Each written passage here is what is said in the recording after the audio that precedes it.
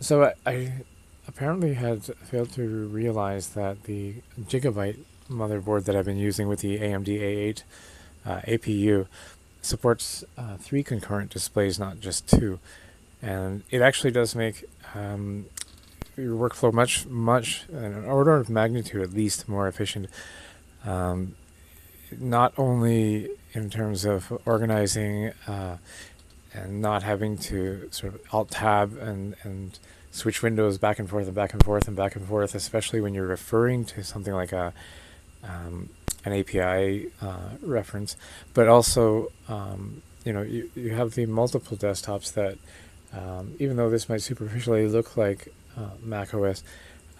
Mac OS has been for some reason heavily crippled in that you don't have the multiple desktops, even though you can sort of peek with this expose view. So it's one of those things. If you can read signs that um, shifting to a new desktop or window management paradigm, such as GNOME here, is actually something that you do want. It may not seem like it right now because of either not unfamiliarity with it or resistance to change or um, just a seeming mental block about Linux being complex. It is actually free, open source, and it removes the pressure from a company such as Microsoft or Apple to make a business case out of hiding or recalling or repairing